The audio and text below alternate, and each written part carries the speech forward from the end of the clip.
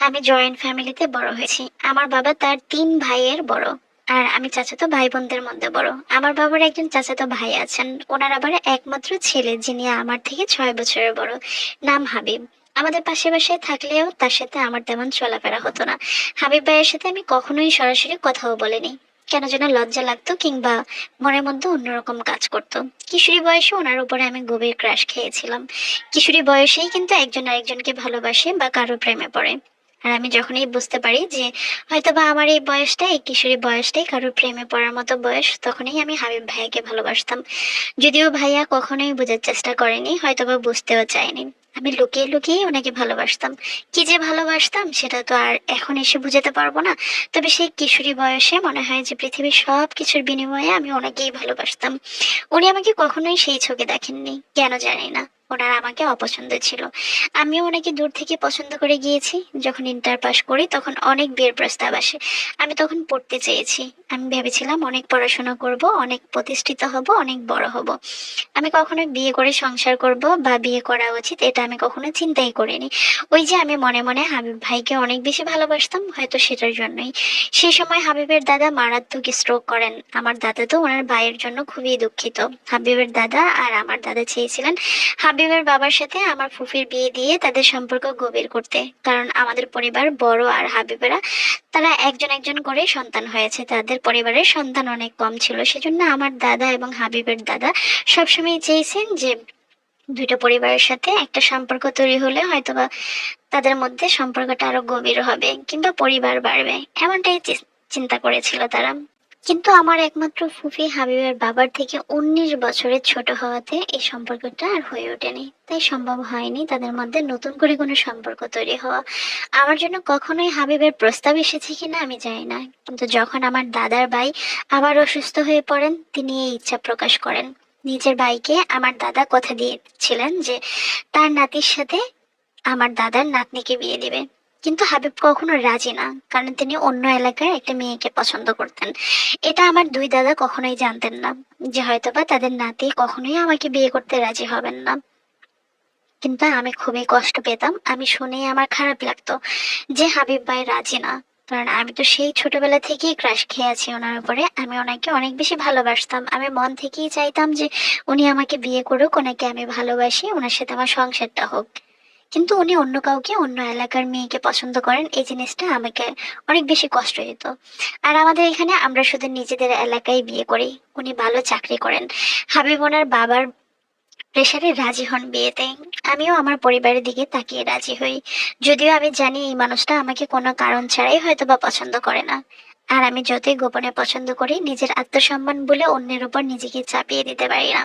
কারণ আমি এতটাও বোকা নই, এতটাই আমি পরনির্ভর না যে আমি একটা মানুষ আমাকে ভালো না বাসে, ভালোবাসে না জেনেও তার উপরে আমি নিজেকে বিলিয়ে দিব, কিংবা তার উপরে আমি নিজেকে একেবারে টোটালি দিয়ে দেব যে আমাকে বাধ্যবাধকতামূলক ভাবে ভালোবাসতে হবে, বিয়ে করতে হবে, আমার সাথেই সংসার করতে হবে। আমি এতটা পাগল ছিলাম না যে ওনাকে জোরপূর্বক আমি বিয়ে করে সংসার করব। আমি চেয়েছিলাম আমাদের ভালোবাসা বা আমার ভালোবাসার একটা সুন্দর গ্রহণযোগ্যতা পাক। যখন আমার দুই দাদার মধ্যেই কথার আলাপ আলোচনা হয়েছে তখন আমি মন থেকে খুশি হয়েছি যে হয়তো আমিও এটাই চাই। কিন্তু হাবিব ভাই কখনোই সেটা চাননি। কিন্তু এই মুহূর্তে আমার পরিবার আমার কাছে জরুরি ছিল। আমাদের বিয়ে হয়ে যায়। বিয়ের দিন থেকেও হাবিব ভাইয়ের প্রতি আমার আচরণ ঠিক কেমন ছিল সেটা আমি এখন আর কি বলবো। তবে ওনার আচরণটা আমার জন্য কখনোই সুস্থ, স্বাভাবিক বা সুন্দর ছিল না, একেবারেই মসৃণ ছিল না। আমি চুপ করে মেনে নিচ্ছিলাম। বিয়ের ১.৫ মাস পর হাবিব ভাইয়ের দাদা মারা যান হঠাৎই। বাসায় আমার শ্বশুর, স্বামী আর আমি, আমাদের ৩ জনের সংসার। আমার শাশুড়ি নেই পৃথিবীতে। বাসায় দেরি করে ফেরা, কল না ধরা, এগুলোর নিত্যদিনের হয়ে উঠছিল আমার স্বামীর। আমার শ্বশুর নিষেধ দিলেও ওনাকেও মানতেন না। তখন আর আমার করার কিছু ছিল না। দেখা যেত যে বাপ ছেলের উপরেই এটা ঝাই ঝামেলা সৃষ্টি হতো। মান অভিমানের পাল্লা বাড়ি হতে থাকতো। আমিও কষ্ট পেতাম, আমিও চাইতাম আমার স্বামী আমার কাছে ফিরে আসুক, তাড়াতাড়ি আসুক, কিংবা তার কাজ সেরে চলে আসুক। কিন্তু সবকিছুই এলোমেলো হতে থাকলো। আমি একটা প্রাইভেট ইউনিভার্সিটিতে ভর্তি হই। সারা রাত আমার জায়নামাজে কেঁদে কেঁদেই যেত। ফজরে কিছু আগে উনি প্রায় দিন বাসায় ফিরতেন। সবাই আমাকে সবুর করতে বলল, কিন্তু ওনাকে কেউ কিছু বলতো না। আমার খারাপ লাগতো, আমি কষ্ট পেতাম। সারা রাত সে কোথায় থাকতো, কার কাছে থাকতো, আর কেনই বা বাহিরে থাকতো তার স্ত্রীকে ঘরে রেখে? এসব প্রশ্ন কখনো তাকে কেউ করতো না। মাঝে মাঝে ওই যে আমার শ্বশুর একটু বললেই সে রাগ হতো, অভিমান হতো আমার শ্বশুরের উপরে, অনেক চড়া উৎসাহ করতো। একদিন আমি দেখি ওনার ফোনে ওনার সেই প্রেমিকার টেক্সট। আমি ভেঙে পড়ি সেদিন। আমি রাগ করি ওনার উপর। এত বড় বিশ্বাসঘাতকতা জোর তো আমার উপরও হয়েছে, কিন্তু আমি সততার সাথে এই বিয়ে নিভিয়েছি। তর্কাতর্কির এক পর্যায়ে উনি আমার উপর হাত তোলেন আর আমাকে বলেন উনি সেই মেয়েকে শীঘ্রই বিয়ে করতে চান। আমি যদি থাকতে চাই তাহলে থাকতে পারি, না হলে চলে যেতে। আমার উপর ওনার কোনো আফসোস নাই। আমার ওনার ফোন থেকে সেই মেয়েকেই কল দেই আমি, যে বিবাহিত পুরুষের পিছনে না লাগতে। বারবারই বোঝানোর চেষ্টা করি যে তারও একটা সংসার আছে, তারও ঘরে বিবাহিত একটা বউ আছে। তাহলে কেন আপনি শুধু শুধু আমাদের সংসারের মাঝখানে থাকবেন? কেনই বা আমাদের দুজনের মাঝখানে তৃতীয় ব্যক্তি হয়ে আমাদেরকে কষ্ট দিবেন? আমার স্বামীকে নিয়ে আপনার কিসের এত আহ্লাদ? এগুলা বলতে গেলে সে আমাকে উল্টা তৃতীয় ব্যক্তি বলে আমার উপরে চিৎকার চেঁচামেচি করলো, আমাকে অপমান করলো, এবং আমার স্বামীকে ফোন দিয়ে অনেক কিছু মিথ্যা বলতো, যে আমি নাকি তাকে গালাগালি করেছি। হাবিব তো আমার উপরে প্রচুর রাগ, এক পর্যায়ে আমার দিয়ে কাছের একটা গ্লাস ছুঁড়ে মারলো। যদিও আমার কিছু হয়নি। আমি সেই মুহূর্তে আমার বাবার বাসায় চলে আসি। সবাই আমাকে বোঝাতে লাগলো, স্বামীর কাছে ফিরতে বলল। কিন্তু আমার ধৈর্য এখানেই শেষ হয়ে গেল। আমি বলে ফেলি যে আমি বিদেশ আমার খালার কাছে পড়তে যাব, আর আমার মহারানা মা। এক পর্যায়ে আমার বাবা কি বুঝে আমার শ্বশুরকে পথে দেখিয়ে বলে দিল আমাদের কিছু লাগবে না, শুধু আমরা মুক্তি চাই। মানবতার খাতিরে আমার শ্বশুর কাবিনের পুরো টাকাটাই ফেরত দেয়। আমরা নিতে না চাইলেও রিকোয়েস্ট করলেন।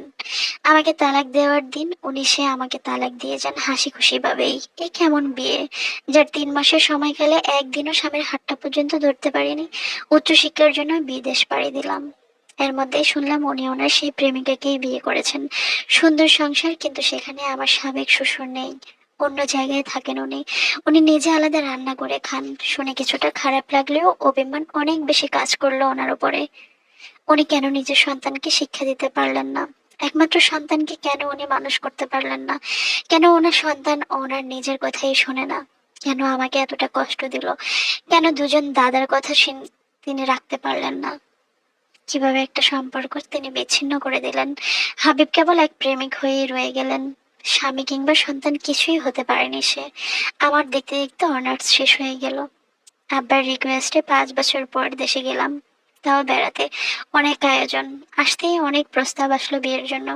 আমি বিয়ে করতে চাই না। 2 মাস কাটিয়ে গিয়ে আবার মাস্টার্স করব। হঠাৎ দাদা অনেক অসুস্থ হয়ে যায় এবং সবসময় আমার কাছে ক্ষমা প্রার্থী। কিন্তু এখন এসব কিছুই আমার কাছে ম্যাটার করে না। বহুদূর এগিয়ে গেছি। একদিন বাসার সামনে হাবিব আর তার স্ত্রীর সঙ্গে দেখা। তারা এখন অনেক দূরের এক বাসায় চলে গেছে, তাদের পুরাতন বাসায় কি দরকারে যেন এসেছে। আমায় দেখে না রাগ না দুঃখ কিছুই অনুভব করিনি আমি। ওনাদের ভিতরে কি কাজ করেছে, ওনারা আমাকে দেখে ভাব নিয়ে থাকলো। আমি এগিয়ে চলে গেলাম। একদিন আমার স্কুল জীবনের এক সিনিয়র আমার জন্য বিয়ের প্রস্তাব পাঠালেন। সেও একজন ডিভোর্সি, আমিও ডিভোর্সি। বাবা মার রিকোয়েস্টে রাজি হই। জীবনকে সুযোগ দিতে চাইলাম আরো একবার। ওনার নাম আরমান, আমার থেকে 3 বছরের বড়। আমেরিকায় থাকেন। দেখা করে ভালো লাগলো। আংটি বদল করলো, তারিখ ঠিক হলো। কিন্তু হাবিব, আমার নতুন শ্বশুরবাড়ির মানুষের কাছে আমার নামে অনেক কিছু তাল লাগাতে লাগলো। কিন্তু শুক্রিয়া আল্লাহর কাছে, হাবিবের অভ্যাস সম্পর্কে পাড়া প্রতিবেশীর কাছ থেকে খোঁজ খবর নিয়ে তারা জানতে পারলো পুরোটাই মিথ্যা। আমার সম্পর্কে মানুষ এত এত ভালো কথা বললো যে আমার উপরে আর সেই বিষয়গুলো নিয়ে এফেক্টই পড়লো না। 1 মাসের ভিতরে বিয়ে হয়ে যায় অনেক ধুমধামে। লাল লেহেঙ্গা পরে আমরা বিয়ে করি। আগের বার পড়তে পারিনি, আফসোস ছিল। বছর না ঘুরতে বছরের মাথায় আমিও আমেরিকায় চলে আসি। আমি আর আয়ও বুবাইয়ে চাকরি করি। উনি আমার খুব যত্ন নেন, সম্মান করেন। কিছুদিন পরে জানতে পারি আমাদের সন্তান হবে। অনেক খুশি আমরা। 9 মাস পরে আমাদের ঘর আলোকিত করে একটা ছেলে সন্তান আসে। সুখেই আছি আলহামদুলিল্লাহ। সুখেই যাচ্ছে আমাদের দিন। যখন মনে হতো তখন আল্লাহর কাছে হাবিবকে ফিরে পেতে কান্না করছিলাম। কিন্তু আল্লাহ যে আমার ভাগ্যে আরমানকে রেখেছিলেন সেটা তো জানতাম না। তাই ভাই বোনেরা, যাই হোক, নামাজ বাদ দিবেন না। আল্লাহর উপর বিশ্বাস রাখবেন, উনি আপনার জন্য সেরাটাই দিয়েছেন। সেই সেরাটা পাওয়ার জন্য একটু তো কষ্ট করতেই হবে। কি সুন্দর না মানুষের জীবনে, একেবারে গল্পের মতো মনে হলো না? কিন্তু এটা ট্রু, এটা রিয়েল গল্প। আমাকে একজন আপু পাঠিয়েছেন, উনি এখন আমেরিকায় ওনার স্বামীর সাথে আছেন। আর যেহেতু ওনাদের বিয়েটা পারিবারিক রিলেটিভস এর সাথেই বিয়েটা হয়েছে, সেই জন্য ওনার ফুল অ্যাড্রেসটা আমি হাইড করে গেলাম, কারণ আপুর প্রথম মেসেজটা ছিল এরকম যে আপু আমার পরিচয়টা গোপন রাখবেন। বাট উনি জানাতে চাইলেন যে ওনার লাইফেও এরকম একটা ভুল মানুষ এসেছিল যার উপরে উনি ফার্স্ট ক্রাশ খেয়েছেন। বাট ওনার ভালোবাসাটা পবিত্র ছিল। আপু, ভালো মানুষের জন্য আল্লাহ অবশ্যই আছেন। মানে এত ভালো লাগছে যে আপনি এখন আমেরিকায় আছেন, অনেক ভালো আছেন, একটা ছেলে সন্তানের মা হয়েছেন, আর আপনার জন্য আল্লাহ একজন মানুষ পাঠিয়েছেন। আসলে জীবনে কখন কি হবে, কিভাবে পরিবর্তন হবে, ওইটা তো আল্লাহ লিখে রাখেন আপু। আমরা শুধু সময়ের সাথে সাথে তাল মিলিয়ে চলতে হচ্ছে, এতটুকুই। তবে আল্লাহ ভালো মানুষের সাথে সবসময় থাকেন, খারাপের সাথে আল্লাহ কোনো না কোনো ভাবে ধ্বংস করে দেন। খারাপ মানুষকে আল্লাহও পছন্দ করেন না। আর ভালো মানুষের জীবনে মাঝে মাঝে অনেক কিছু হারিয়ে যায়, অনেক কিছু আল্লাহ কেড়ে নেন, সেটা ভালো কিছু দেওয়ার জন্য। ওইটা জ্বলন্ত প্রমাণ কিন্তু আপনি নিজেই। ভালো থাকবেন আপু। সবাই আপুটার জন্য দোয়া করবেন, আপুর সন্তানের জন্য দোয়া করবেন। আপু এতটাই হাসি খুশি থাকেন, এতটাই আত্মবিশ্বাসের সাথে চলুন। দোয়া রইলো। আর অবশ্যই নামাজ, আপনি যেটা বললেন আপনি অনেক নামাজ পড়েন, এটা আমার কাছে অনেক ভালো লাগছে আপু। আমিও যখন মন থেকে আল্লাহর কাছে কিছু চাই, অনেক নামাজ পড়ে আল্লাহর কাছে কান্নাকাটি করে চাই, আল্লাহ আমাকে কখনোই ফিরাই দেয় না।